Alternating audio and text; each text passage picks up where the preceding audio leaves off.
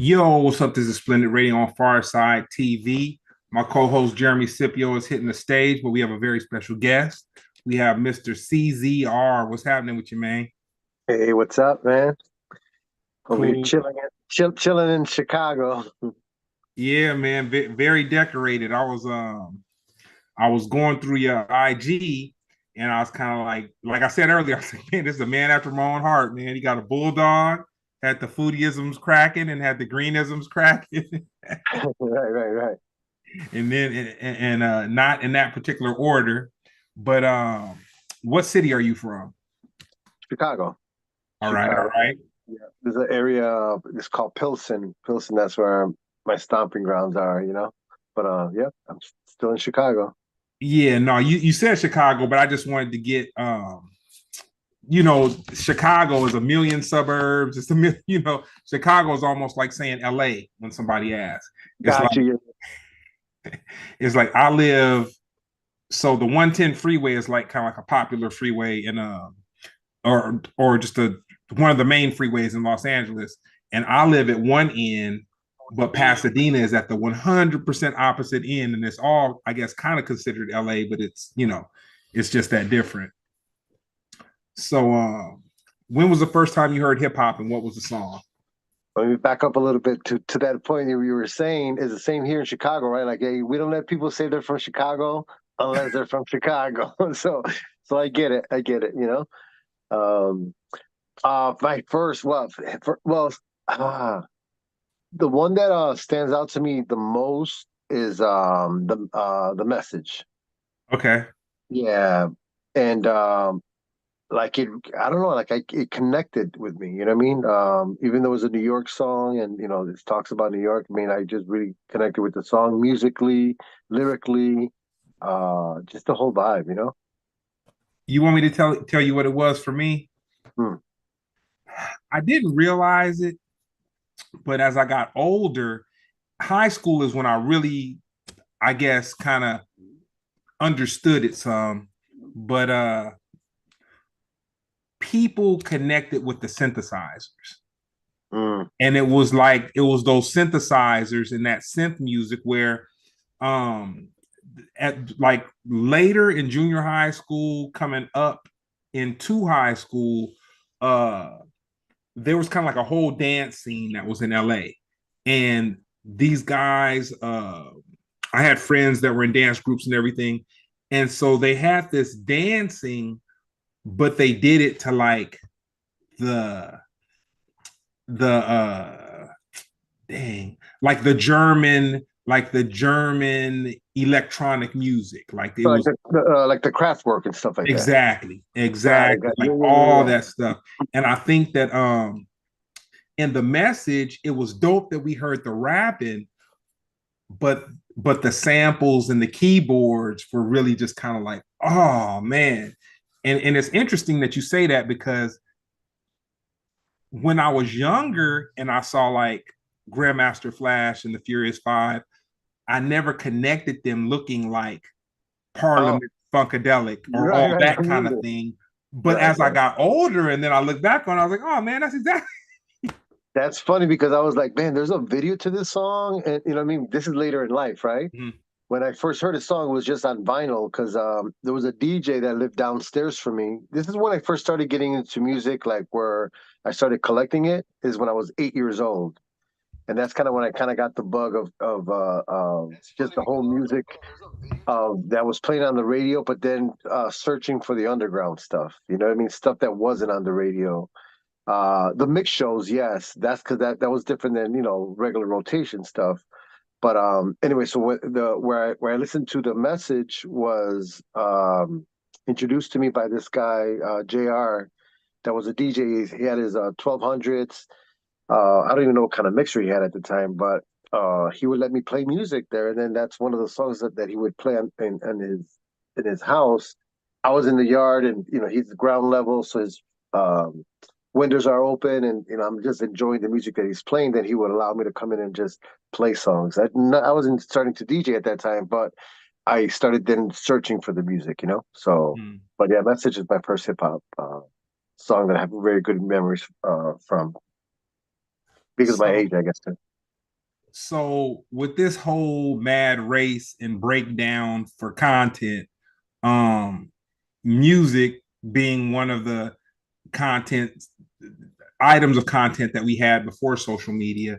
Um, I don't know how old you are, or whatever, but I can remember when an album was going to come out, it was kind of advertised in magazines, and then you may see a little commercial on a cable channel here and there, but Okay. the anticipation was so much that it was kind of like, man, I'm gonna stand in line, I'm gonna go down to the record shop, like, long before MP3s and all that kind of stuff. Yeah, yeah, so yeah. Come on, that's cool. so with those days being a wrap, what's your favorite medium to consume music now? Like, how do you find music? Wow. Yeah. So MP3s, right? That's the world we live in now, especially because I DJ. So then I have to search for music that way so I can download. Have a good network of DJs. We're always uh, putting each other on. Oh, have you checked this out? Have you checked that out? And we share folders or files or whatever.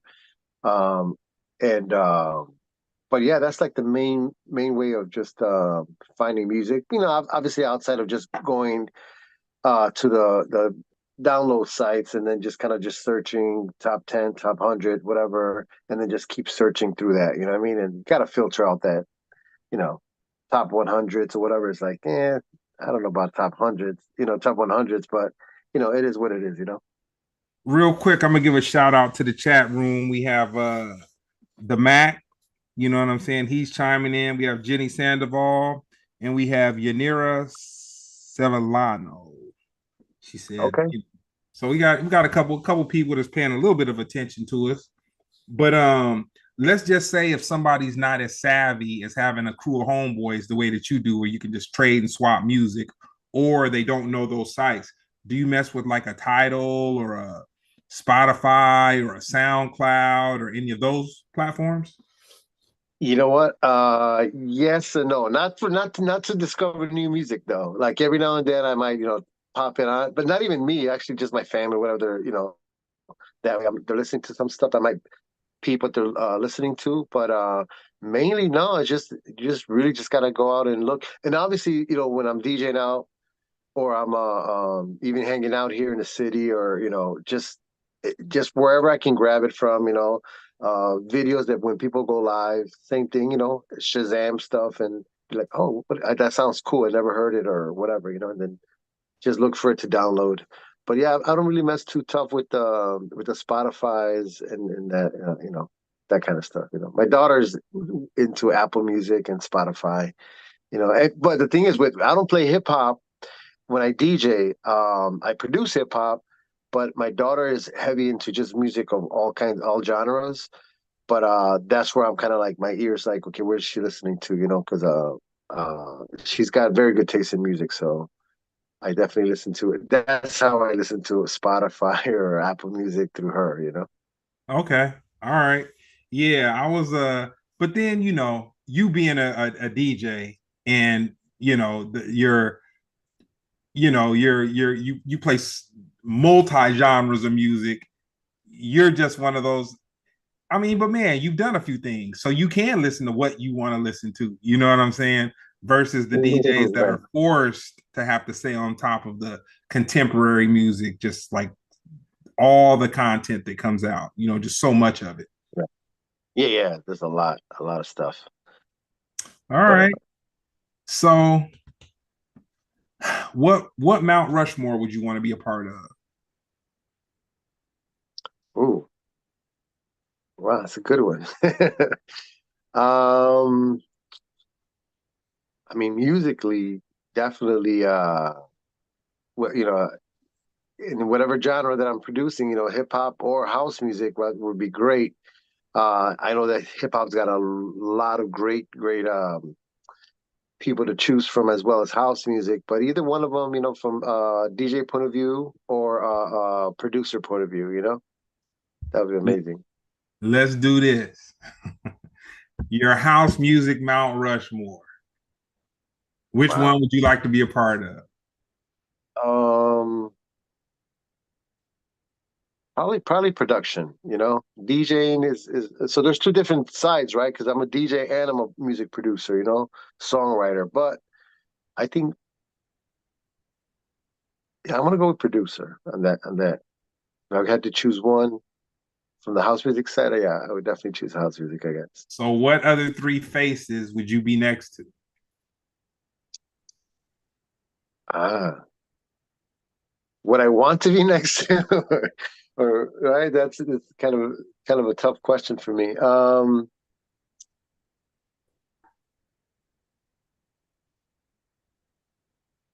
Wow. Mr. Knuckles, maybe? So, I mean, definitely Daft Punk. You know, what I mean, there's two of them right there. You know, but Okay. they'll count as one. I'm not gonna cheat. But yeah, I think definitely Daft Punk is one of them. As I said, as one, and I like a lot of like what Eric Morillo did. You know, Eric Morillo did a lot of good productions, songwriting collaborations. Armand Van Helden's another favorite of mine. That's four right there, right? Including Yeah. myself, I said. So yeah, I think that would be it. All right. I'm gonna give a shout out to Ben Frank. You know what I'm saying? And Olga Ortega. You know what I'm saying? She's in the chat. We got a couple eyes on us. Ben Frank is a loyal, uh, all Pharcyde TV related. You know what I'm saying? That's Stuff. what's up. He's a rider to the heart. Love, that's love. Your favorite hip hop producer? Dr. Dre. All right. Yeah. You want to hear something crazy? What's So back when Dr. Dre, um, I want to say it was before, I don't know, it had to be after. Yeah, it was aftermath days. I okay. remember aftermath days, and people would bring up Dr. Dre, and his name just wasn't ringing like that. You know what I'm saying? Yeah. Like in LA, it was crazy. His like he did go through a stretch where his name didn't ring like that, and this was after the Snoop Dogg. This was after, I guess it kind of, and people won't give him credit for that, but the firm was dope. You know what I'm saying? Yeah, It yeah, kind of yeah. started, but then it was kind of like when he got with Eminem, it was kind of like over, and then 50 Cent came. And I just give the guy credit. I mean, he's an incredible producer, Yes. but I'll say a complete producer where, like, man, he would find talent. You know what I'm saying? Like, and And mold I've them good. I've seen Eminem at a Dr. Dre what do you call those things? Showcase. I Okay. saw Eminem at a Dr. Dre showcase, and I said to the person that was there with me, "What is he doing?" Talking about Really? Dr. Dre. Yeah. Like this, like I was not connected, but to Dr. Dre's credit, he this is his formula, and I've found his formula. Okay. He can take a battle rapper and teach him how to make songs, and Uh-huh. very good songs, because also part of that showcase was there was a group called Three Card Molly, and it was a Saphir, which is a rapper from Oakland. It was Raz, Cass, and Exhibit, and they were Okay. hard, but they were all kind of like, and this was the Exhibit before he kind of blew. You know what I'm Okay. saying? So yeah, so Dr. Dre, him being one of your producers, I'll say that, man, he's ridiculous on the production of music, but he also knows how to teach people how to make songs. Yeah, that's awesome. Yeah, that's the songwriting part of him as well as a producer. My earliest uh,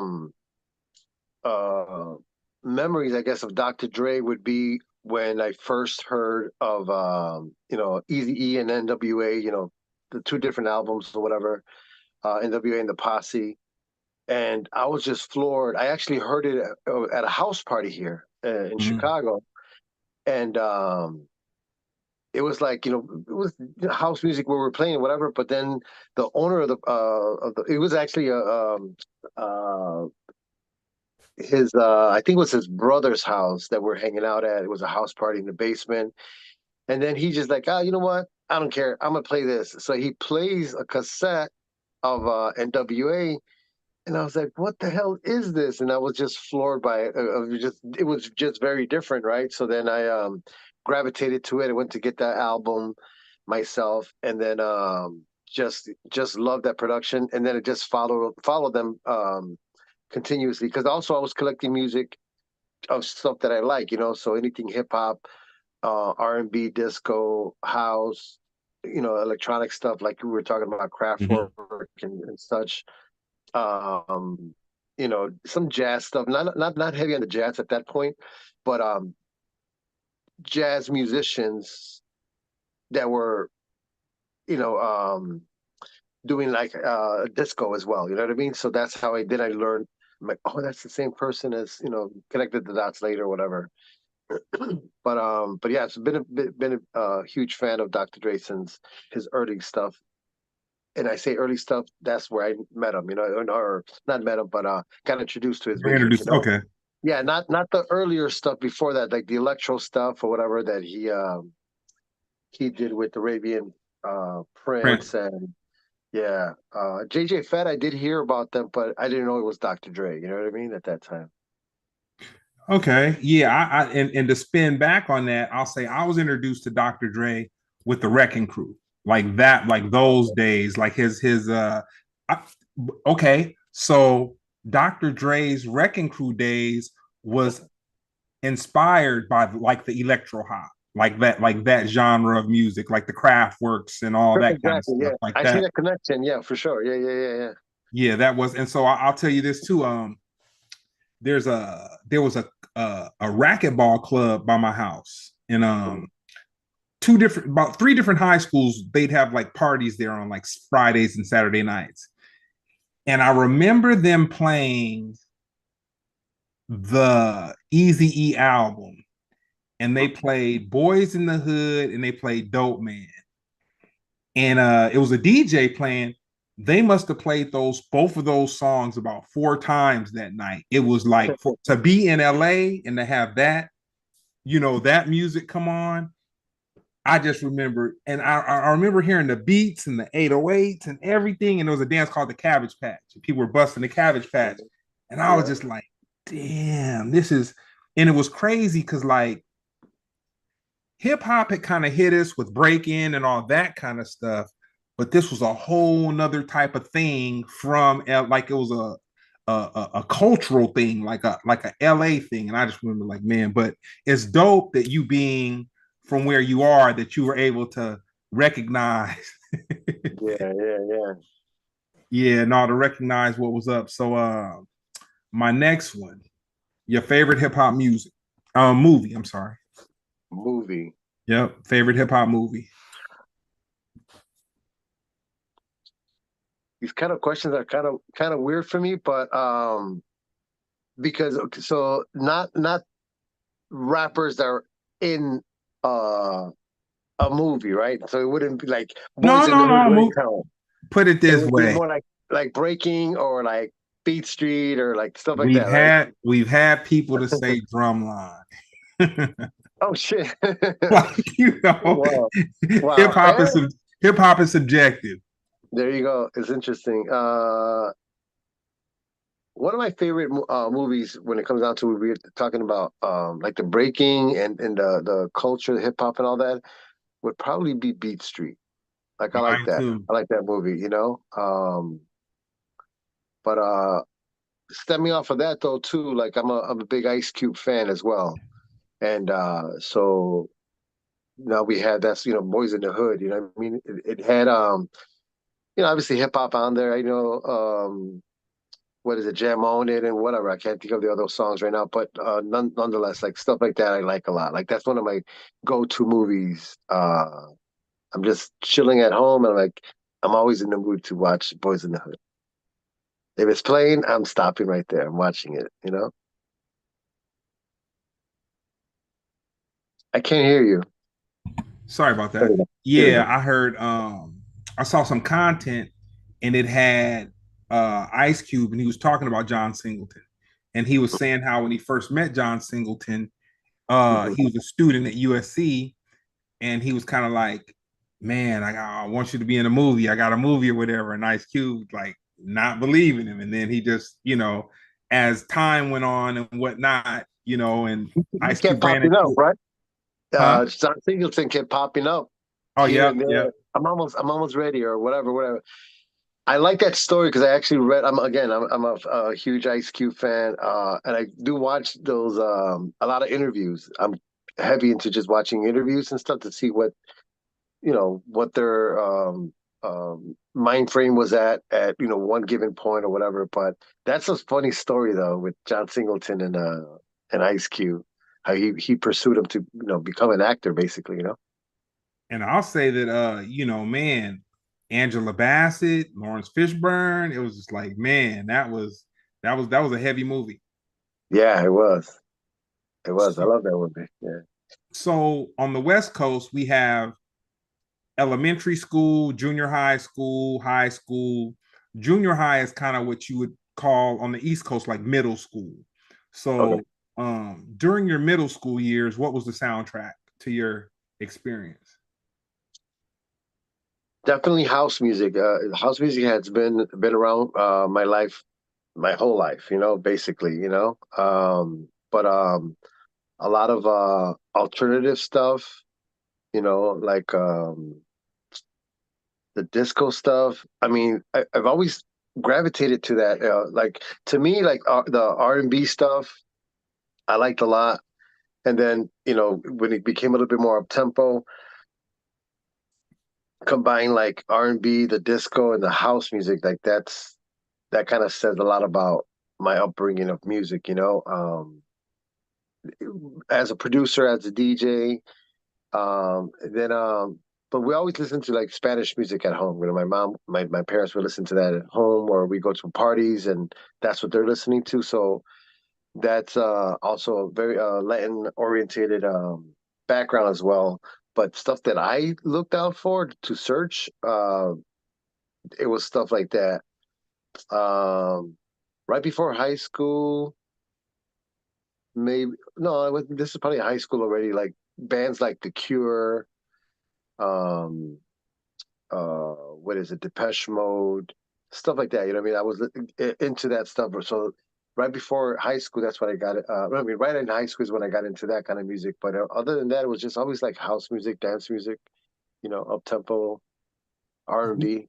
Other than that music being good music, you know what the cheat code was? What's that? MTV. Yeah, of course, MTV was the of cheat. course. Like you, man, anything that was on MTV, we were with it. You know what I'm saying? Yeah, Not I won't yeah. say everything. I won't Not everything. don't get me wrong, but Yeah. on a level of marketing, not having social media, watching these videos of people that you really don't see. It's like with the social media age right now, you kind of get to learn too much about people.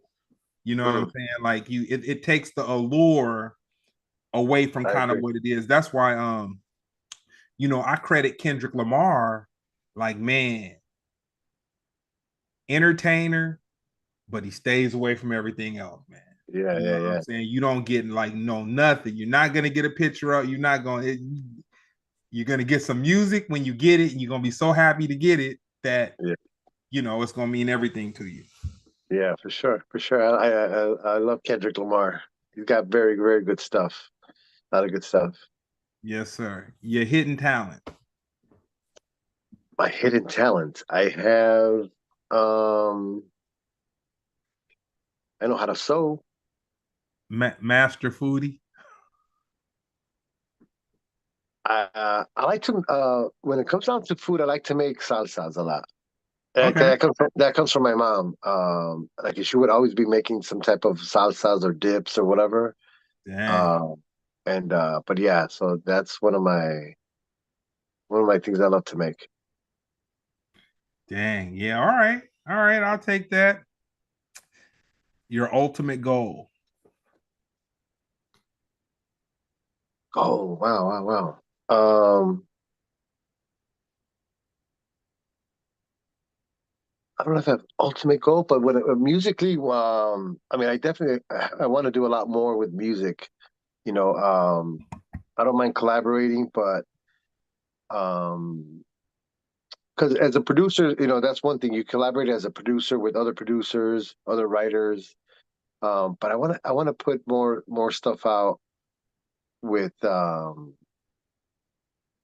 other artists, like because I shot my stuff to like different people or whatever, with the when it comes out to the hip hop stuff. So I would like to have some placements on some albums. So hopefully Okay. that's one of my bigger goals, I guess, to break a little bit further into the hip hop scene with that. All right. All right. That's dope. Your dream collaboration, hip hop and dance music. I'm gonna go with my two people that I mentioned. So Dr. Dre would be one of them. That would be awesome. And Daft Punk. I haven't got to work with them, but that would be I would love those collaborations. So Okay. yeah. Yeah. Like we were speaking earlier, I like Daft Punk, and I mean a lot. I like them a lot Oh, because awesome.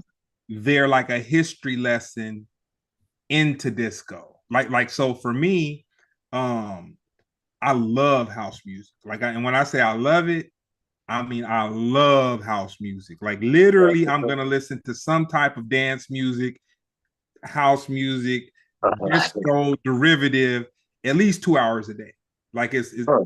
like that's just my thing. But I'll listen to E42. So it's I'm you Yeah, know yeah, yeah. I'm a hybrid of what I Balance. like. Yeah, yeah, yeah. But with Daft Punk, um, I feel like they've taken the best. No, I'm not gonna say the best. That would they've taken disco and 70s music and creatively turned it into something contemporary that's very entertaining. You know what I'm Yeah, saying? yeah, yeah, yeah. Yeah, that's what I'll say.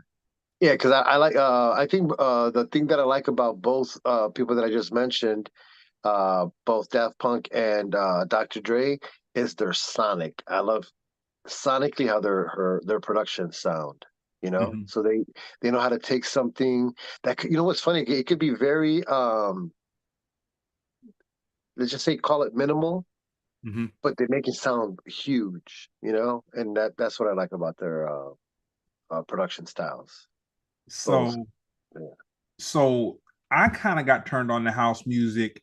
Like I had a buddy and his older brother had got hip to like inner city, and he was like on all that kind of stuff. And like so he kind of introduced that to us, and he was older and he was cooler, whatever. So we are just like, dang, inner city. And then so from inner city, I guess the Jungle Brothers, Girl I'll House You. And then I kind of went back and got into some of like the Frankie Knuckle, like all that kind of stuff, like the music that those guys were playing. But it was interesting because I had one of my buddies' pops. I got to spend some time with him, and he would be around me while I was listening to house music. Just and like I like deep house. I don't really techno is okay. Like I like very popular techno, like with the ladies singing and stuff like that. But like the industrial stuff, like it's just kind of not my thing. Yeah, yeah. And so the house music I listen to will almost sound like a contemporarily produced with drum machine disco music. So Okay, yeah. I was listening to I was into Lars Barrenroth at this time, and I was just listening to a lot of his mixes, just getting turned on to stuff. And my homeboy's father, like, he didn't like it, and he just told me. But he was like a music buff. He's older. He's a music buff, and he was like, he asked the question he asked me. He said, "Why would you listen to disco? It's just the same thing over and over and over again." Yeah, And yeah. it's a trip because years later, I put the correlation to it. What he was talking about was disco is like a live sample. You know what I'm saying, with those long mixes. And so it's like it is the same thing, but my ears didn't hear it the way that he was hearing it. But it was a trip that like later on I look back and I was like, Man, Oh, he yeah, yeah, yeah. yeah, he had some. So what's the best decision you've ever made? Best decision. Mm,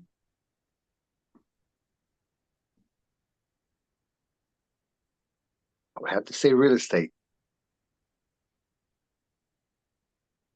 Okay. Real estate. Yeah, yeah. I think that's the best one. Got into it early too. I think it was 19. Was it 19? Yeah, it was. I think it was 19 years old when I first got my first piece of property, and then just kept buying, other properties or whatever. So it's probably the best one. Yeah. Dude, I knew a guy when everything was cheap. He just never drove a dope car, never did nothing. Got all types of commercial real estate, like just lots, really. He Yeah. was getting lots. He was getting houses when houses in LA were like 80,000, condos 75,000, all this. And now I just look at the guy like, dang.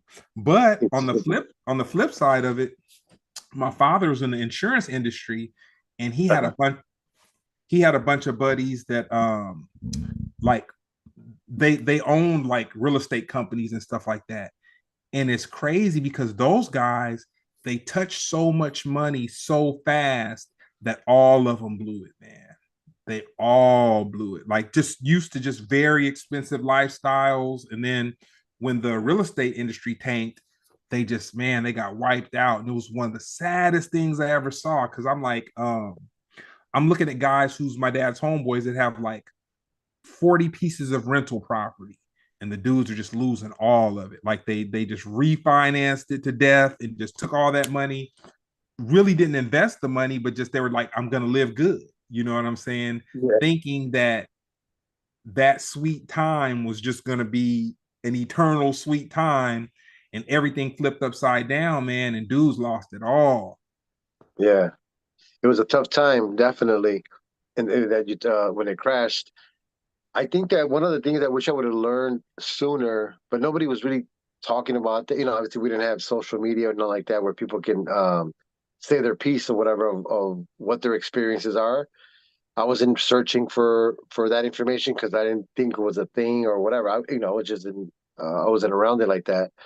But I wish I would have kept held on to the real estate that we had bought and just did it just a little bit different or whatever. But now now it's Hey a different man, time. So you learn. live and learn. Live and learn.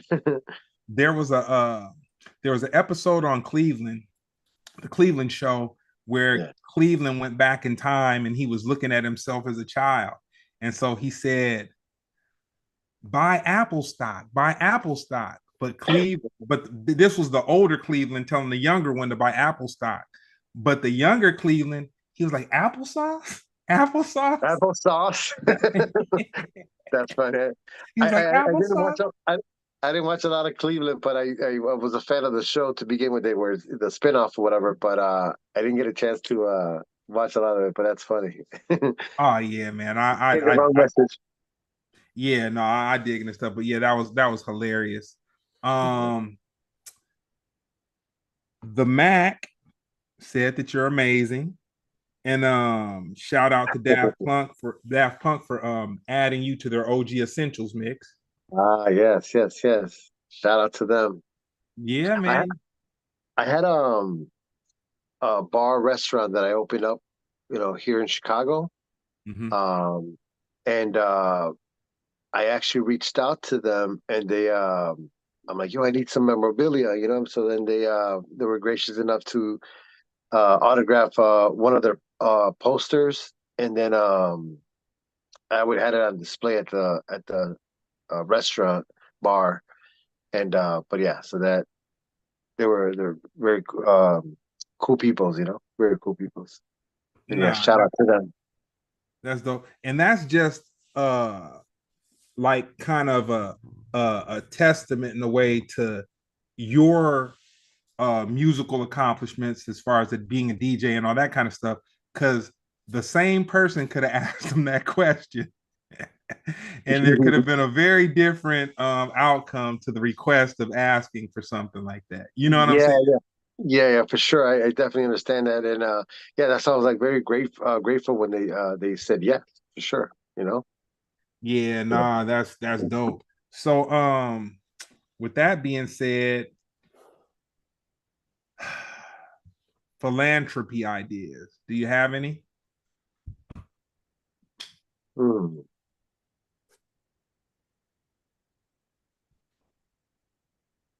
Not really, not right now that I can think of. If I had, I always have a lot of ideas of stuff, but yeah, not that that Okay. I'm gonna spit out. Yeah, Hey, I got a homeboy. His mom said a prayer is always free, man. You know what I'm saying? So I'm sure we all give philanthropy by just wishing for the best and hoping not to deal with the worst, man. You yeah, know. yeah, yeah. Um, Agreed on that. what job is giving you the best life experience? Um,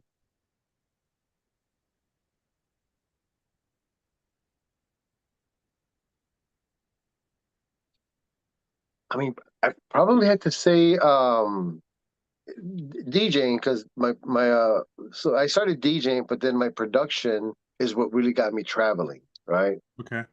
And through those travels, I learned a lot of about the world and how when I'm just born in Chicago and there was never any traveling outside of Chicago, I think I would just be a little bit more closed minded. But that helped me open up my horizons and with a lot of stuff, I mean, even later on in life as an adult, like I'm a very picky eater. So I remember traveling and I'm not trying any other new foods here in Chicago to begin with, but especially now while we're out traveling. I remember a story that we went out to eat this fancy restaurant and I was like, they're like, "Oh, what do you want to eat?" And I'm like, I don't know, something chicken, I don't know, And then he's like, "We don't have chicken. You want duck?" And I'm like, no, I don't want duck. And they're like, "Just have it. It's like chicken." I'm like, I don't want to because I don't want to because I don't. I mean, it just sounds crazy to me. Eating duck, I'm not used to eating duck, right? So they bring the duck, and I'm eating the duck, and I just had two bites, and I was like, I'm not eating this. What I learned in the long run is that I don't like dark meat. I like white meat. I like the breast, right? So, Yeah. but stuff like that, So it's just like it opened up my palate as well too for other things later in life because I was just stuck in my ways and just traveling more and more. I was able to try this restaurant, that restaurant, and just learn and meeting people too, meeting the people, how they are, what they you know. There was a song. Just to give you a quick story, I was in was it? I think it was in Hungary, and there's this guy, the promote that's with the promoter. So the promoter's like, "Here, go out, take him out to dinner, whatever, whatever." So we're sitting down at dinner, and then he tells me, he goes, "You know what?" He goes, "I have a question for you." And I said, "What's that?" He goes, "What? It's regarding one of your songs. One of the lyrics. I didn't write this lyrics. This lyric was written by my friend Alexander East. Um, so the lyric goes. So he's asking me what did this lyric mean, or how did I come up with it? I'm like, well, I didn't. That was my friend. He goes, but you know what? This lyric reminds me of this other saying. So it's those connections that they're making with from where they're from. They're telling me their experience or their sayings that coincides with like a song that I wrote, co-wrote and produced. And so I thought it was pretty cool that there's a connection there. Musically, they like the music, and then lyrically, it reminded him of a saying, And the saying was, "Through your eyes, I see me." So, meaning to me, which because I even asked him to elaborate just to make sure that I'm getting it correctly. So what the saying is saying is that like people that know that deal with you all the time, or even if they just know you musically or whatever, um, I don't get to know who I am, but I get to learn who I am through other people. So if somebody tells me like you're dope, or your music, blah blah blah, or you said something one time that it always stuck to me or whatever, and I'm like, oh, because when they people remind me of stuff like that, and I'm like, oh, that's pretty cool that they picked up on that thing. And so that saying, it stuck to me. Through your eyes, I see me. And then the song that he was relating to lyrically, the lyric goes, "I never knew I was lost until I was found."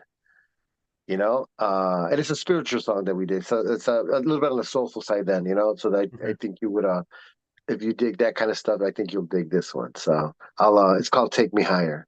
But I enjoyed making that song as well, by the way. All right. Yanira Savallano, she wants to know what country would you like to DJ in? Oh, I DJed in a lot of countries. Let me think. Over this weekend, I was in LA. I was DJing out there. My friend Tragic was in the same bill, and I know he's been to Brazil. I've never been to Brazil, so probably Brazil is one spot that I would like to go DJ. Overseas, I went to a lot of places. I didn't spin in Greece is one. Close by was Macedonia, but that's not Greece, obviously. But Greece is dope. yeah, probably Greece and Greece and Brazil would be two countries that I would love to go DJ. I'll tell you one of the greatest dance music nights of my life. Hmm. There was a whole lot of fade involved in it. Okay. I was a young spry. I was a young spry man out the country, passport stamped up. But I was at we were in Prague at the Roxy, and that was the club that they shot Blade in. And I remember a very long night of dance music going on that night. Yeah, Yeah, yeah, yeah. yeah, that was a very long night of some dance music. The best advice that anybody's ever given you. The best advice.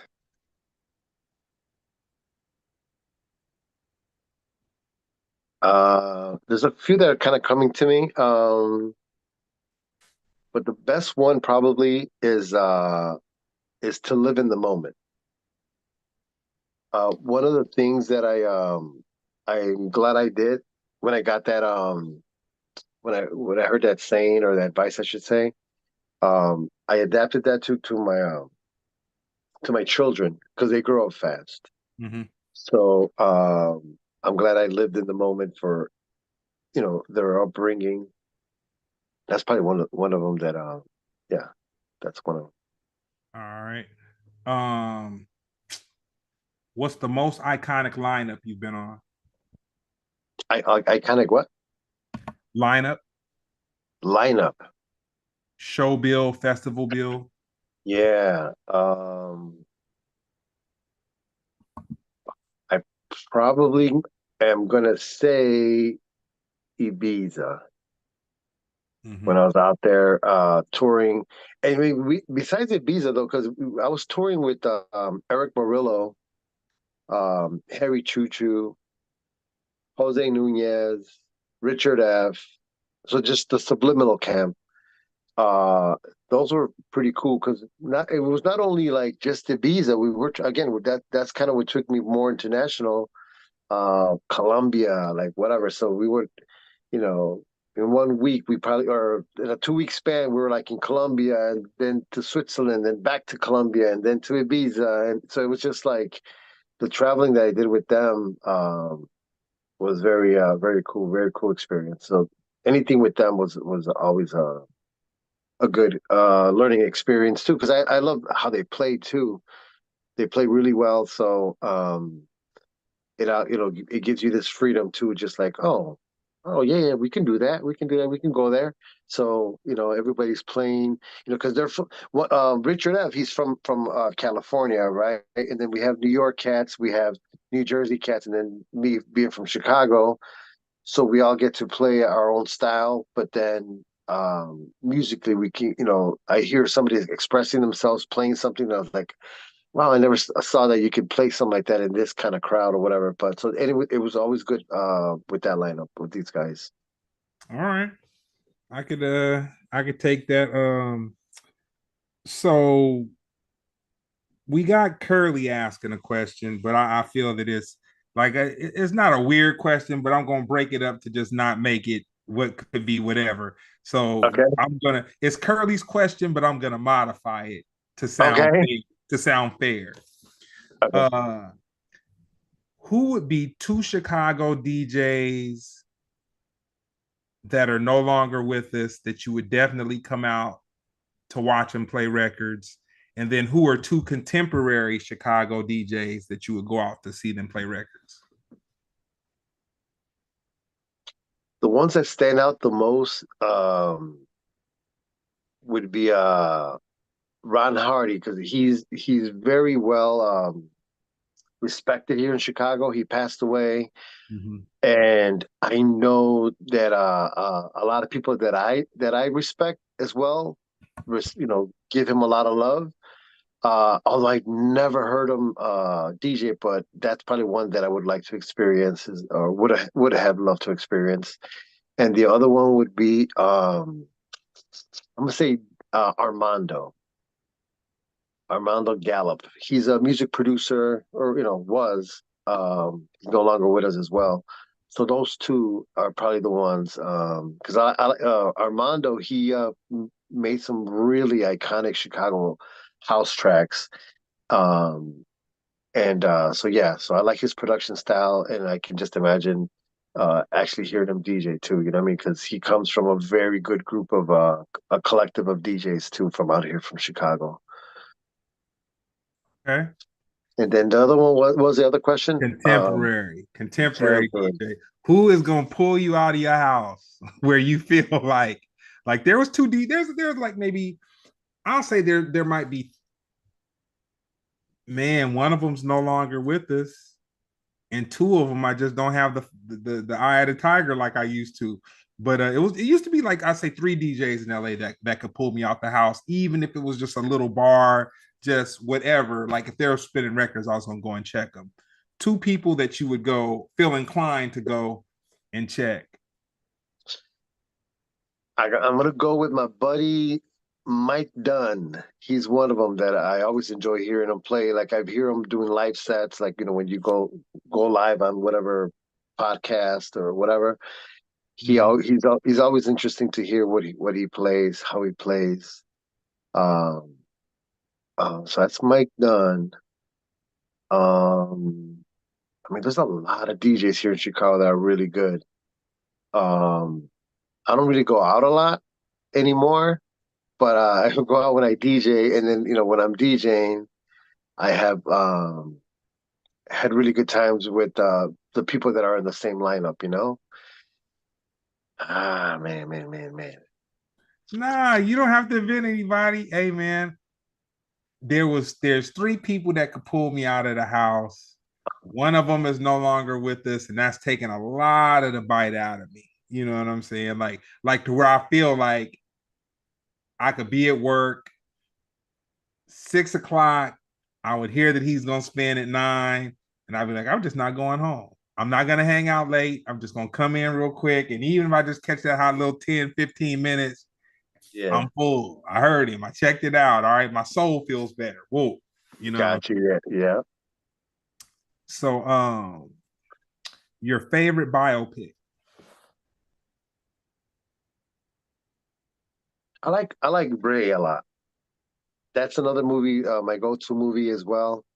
I know I mentioned NWA because I really like that biopic, but I'm gonna go with Ray on this one. Um, yeah. Hey man, I'm gonna tell you why I love that movie. Mhm. Jamie Foxx made you forget you were looking at Jamie Foxx. 100%. That I think that's probably why I love it a lot too. You totally forgot. So I got a little nostalgia. So so my mother, um, before she became a physician, she was working at a Martin Luther King hospital out here. And it was the hospital where when Ray Charles got caught with the heroin, after he got caught with the heroin up in Canada or whatever it was, they had to put him in a program.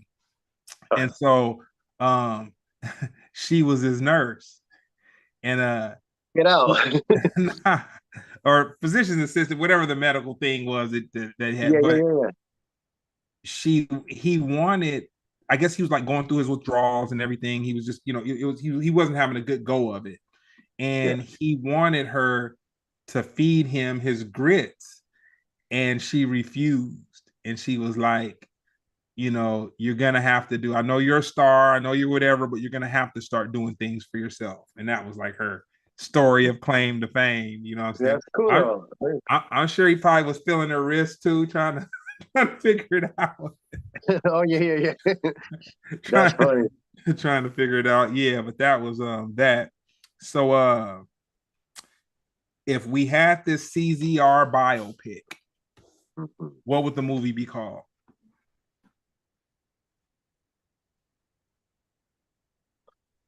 And I have to say, probably Chicago South Side, which is the title of one of my songs. So I think it would have to be that.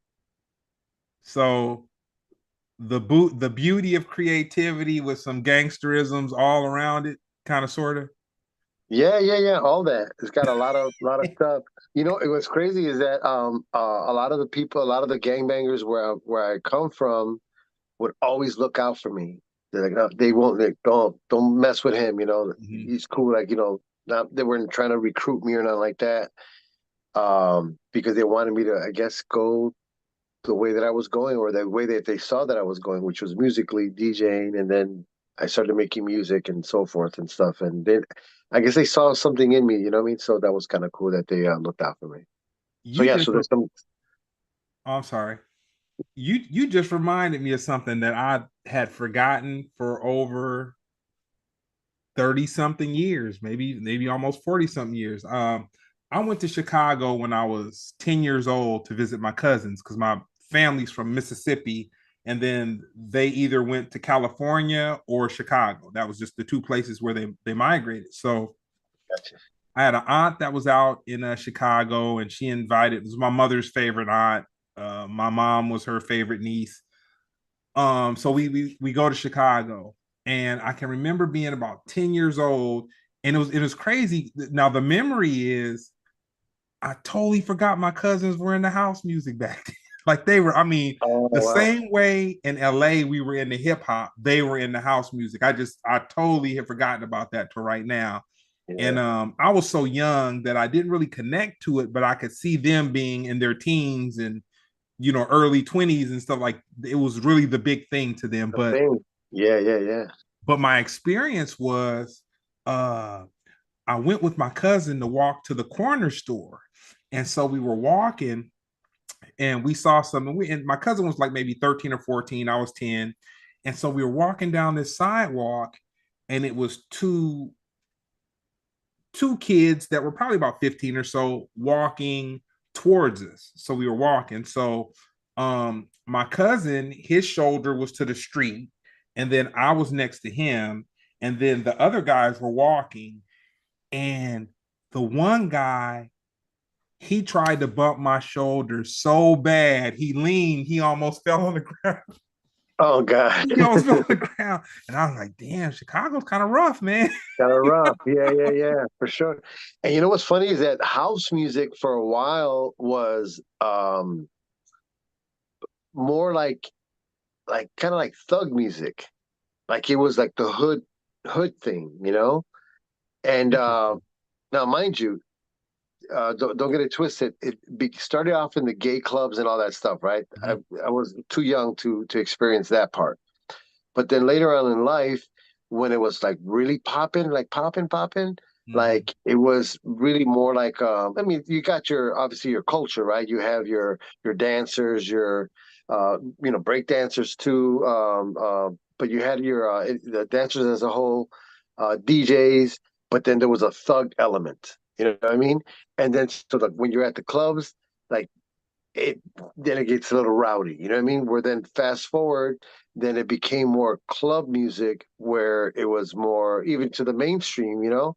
But when hip hop took over in the country, I guess, right, as Mhm. well. But in Chicago, that's what's thug music, right? So then they kind of left house music alone, and it was really just for party goers, you know.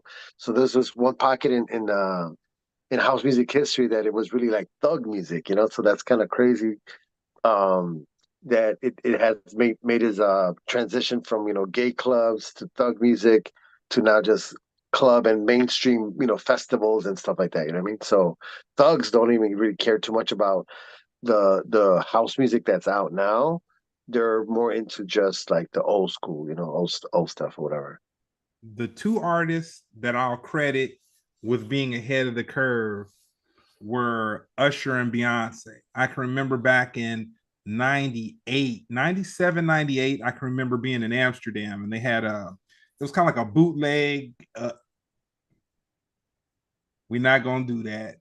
It was a version of MTV, but it was in Dutch. And so Okay.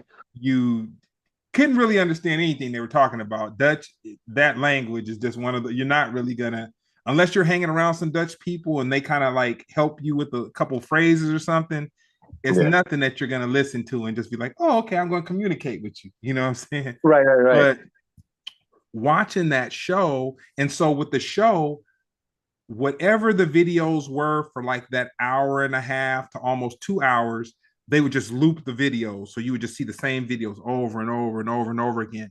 And Beyonce had a dance remix, I can remember at that time, and Usher had a dance remix at that time. And that was before it was popular for American artists to have these dance remixes like that, the contemporary artists. But it's crazy because Beyonce never went back. Like Mhm. she she did it in such a way that you could take a Beyonce fan and they would think that electronic music really started with her, a certain I got you. Yeah, yeah, yeah. That's funny. So, if I had to probably guess, we can probably, maybe do some research on this or whatever. But so the mixes that would come from Chicago, the remixes, I should say, were probably done by Chicago producers for artists like that you just mentioned. That were, oh. you know, And then yep, the labels were probably in Europe. So for a lot of them, maybe the labels were in Europe or they were, but you know what though? That was crazy because a lot of people from London and Paris and stuff like that were buying the music out here and gravitating to the music out here. I got a homeboy, um, his name is Budgie, and he's worked with Kanye, uh and he came to America. So his father owned a record store in the UK. And so he's been around music from a pup, like incredible producer now. Like I said, he's worked with Kanye. He was Kanye's musical director for the whatever the gospel Sundays were, whatever. hmm, So he's like a white dude from the UK, but he's an aficionado of gospel music. And I asked him, I was like, dude, you're a white dude, and he's young. He's a younger guy. He's not a kid, but he might be in his 30s. And I'm kind of okay, like, I'm like, dude, how did you develop this I mean, this gospel music thing? And he said him and his cousin came to the United States for like a vacation trip, and so they drove across and they started buying records, and he just became fascinated with gospel music, dude. And I wow, mean, he could rock a party with gospel records. Like he's no way, Budgie Beats. Look up Budgie, Budgie. but He okay, yeah, no, he's incredible. Yeah, he's like I said, he's musical director for Kanye. You know what I'm saying? Wow. But I say that to say the music, no, the culture, America's largest export is pop culture and culture itself. Whether Yeah. it's whether it's canned in a Coke or a Pepsi, whether it's bitten into in the form of fast food, whether it's culture, music, just what it, like Yeah. we do that. You know what I'm Yeah. saying? Yeah. So I got one more. I kind of freestyled a little bit because you got me hyped, man. You talking about house music? Yeah. Yeah. Let's We do it. talking about Yeah. all the stuff I love. Who would play you in your biopic? Me. Nah, I don't know. I don't know. That's a good one. I don't know. All Um, right. so wait, I was looking at the chat right now. So yes, I was about to mention my man Maurice Joshua. Also, Dope. he's the one that would do a lot of the remixes for R&B artists and stuff. Okay. So that's the first person I thought of that. I bet you that was him because actually Maurice Joshua um, got a Grammy for I want to say "Crazy in Love" by Beyonce. He got a Grammy. So Terry Hunter, I was talking to Gargamel that that's his good buddy too. You know, I have Mhm. parties that I play with Terry out here. Also a good DJ. There's just a lot of great DJs out here. But um, but Terry also just got a nomination for a Grammy. Um, but yeah, we know we've when I say we, not me personally, but although I actually have done remixes for major artists as well. But never nominated for Grammys or nothing like that. My stuff was strictly more underground, where they chose to go the vocal a full vocal mix route or whatever, maybe with some dubs as well. But that's what they're doing right now.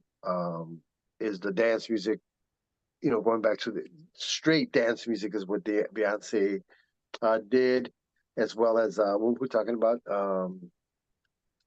Drake, he's another artist as well. Usher, like you mentioned earlier, he went with the more pop, you know, side of house music, um, EDM style, whatever. But still all good. Not that I wouldn't play it, but it's still, Yeah. it I'll it, it say, brings oh, I'm it sorry. brings it brings attention to the genre though, so that's good. I'll say a younger cat that's brought a lot of light. I'll say Chris Brown has had made some very good dance music also. Yeah, Chris Brown for sure. Dope. So I'm about to hit you with the last one. Uh-oh. All right. So because we're here right now having this conversation, um, we survived the pandemic. Yeah. From being told the world had to shut down, and me, I was stocking up on the wrong thing. I was hell of a stock. I had toilet paper for probably I probably went once or twice and had toilet paper for the year. You know what I'm Yep. saying? I Yep. Costco'd up and I'm like, man, I was thinking about the wrong thing. After the fact. Yeah, after the fact, yeah. I'm like, we could have figured that out. There's some other stuff that I probably couldn't have figured out. But with that being said, a lot of things came to light. A lot of technology really just jumped off. It was like the world shifted. I mean, we wouldn't be having this interview right now the way that we're having it. I'm sure Skype would have probably caught up or advanced in it, but it just wasn't the thing for the common person to conduct interviews just online without it staggering and just all the all the crazy things. And so, being that we made it through COVID, we saw incredible things happen with technology. We saw um, Twitch, um, companies like Twitch blow up and So, like really entertain us. You know what I'm saying? But for the ones that weren't entertained, there were a lot of people that were maybe making a little bit of money at it, but they were really to have Twitch as their job. Like they created spaces, like spaces for their content, which DJs DJing, which originally Twitch was gamers, like all about Right, I was about to say that. Yeah, yeah. yeah, the gamer community. So with all that being said, with you seeing everything, great parties. The week before we went on lockdown in LA, I was with Gargamel at we were at a reggae brunch. And I remember saying, and we went to the brunch, and then afterwards we went and caught some Mexican food down the. We walked over to this restaurant and had a bomb meal. And I remember saying to myself, like, man, I just had a great Sunday. I was like, it was probably 10 minutes from my house over the bridge, over downtown Long Beach. We kicked it and listened to some reggae music for about maybe an hour and a half. Left there, had some bomb Mexican food, talked about business, chopped it up, whatever. Then the pandemic hit. Like all that fun, like I guess I was just meant to have that all that fun to remember Right. while we went through what we went through. And then the floodgates open. You have these festivals with a million. So the pandemic is over as far as being associated with a pandemic. People are still getting COVID here and there, whatever, but Right. people are able to come back out into the public. You have these mega festivals going on, whether it's old school R&B, whether it's hip hop, old school hip hop, you know, dance music, whatever. Instead of there only being like maybe two or three real festivals every year, there's a festival every month, like just a mega festival, just so many people. So, with that being said, from the way we were before COVID to the adjustments we had to make during COVID, now we're out of it. How do you see the social progression? Do you think that there's going to be like a bottom to all these festivals where you just have all this talent, just where you're able to see it like maybe two times a month or every 6 weeks? Or do you feel like things are gonna slow down and people are just gonna appreciate people more, and it's not gonna have to be about just like everything being so grandiose? So I think that, see, in Chicago we have a bunch of festivals, right? Throughout, some festivals hire the same DJs, local DJs. They don't go outside of that. Now, mind you, some of those local DJs happen to be international DJs, but they're just local because they're from here. We're from here, whatever, right? And then there's these festivals that focus on getting other um, DJs or whatever from other cities, other countries as well. Um, so I don't think much is going to change. I think everything kind of still went back. It's going back, and it is back exactly how it was before pandemic. Okay. There's some club stuff that in Chicago, although we're credited for creating house music and beyond, right? But the smaller clubs are a lot of fun to play with, to play at, I should say, because there's just that intimate thing, that happens. Connection. And there's a lot of people that, like just say, I can play a small club here in Chicago, and this is how Chicago is. I can play a club in Chicago, right? That fits, let's just say, a 300 capacity, and the same day or the next day I can play in Chicago at another side of Chicago or a suburb or whatever. And not a lot of the same people are going to go to those parties. People that follow you, they love, that you play, whatever. They'll follow you in these venues, but it's a small percentage because then it basically is a whole different party, Mm-hmm. because they have their own followers and all that. So I think that's going to remain the same as well. Because a lot of people they don't do the festivals, and people that do the festivals don't necessarily like the small venues. They like the Uh-huh. big stuff. So I think the more things change, the more things they stay the same. I think it's yeah, staying the same. pre-pandemic, you know. Dope. So where can people find you on social media? So on social media, I am on Instagram. Uh, at My handle is I am CZR. I have what else? I mean, I have a what is it now? It's X, whatever, Twitter. Twitter, yeah. But I really post on there, and if I do, it's just kind of events, stuff like that. So I'm a little bit more active on Instagram, and I can't even say I'm really active, but I'm just more active on that one. And then on my Facebook, it's a CZR fan page. I did it backwards when I first started Facebook. I was told get on Facebook. I'm like, you know, people are commenting or they want to talk to you or whatever. I'm like, I don't have a Facebook. They're like, yeah, you do. I'm like, no, I don't. I have two friends of mine, and so I was like, no, I don't. He's like, just go there and check it out. So I went there, check it out. I'm like, oh, damn, I do have a Facebook. And then is the reason I created a Facebook is because I had a gig out in I'm gonna screw this up. I think it was in Portland, I think it was.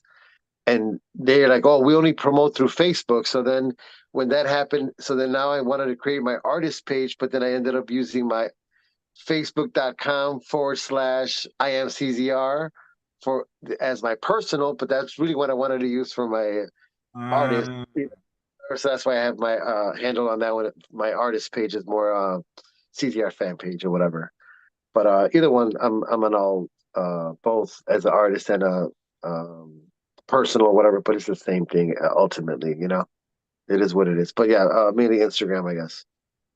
all right. So if a person wanted to have a starting point for getting acquainted to your music, what do you think would be the most popular thing for them to seek out to hear?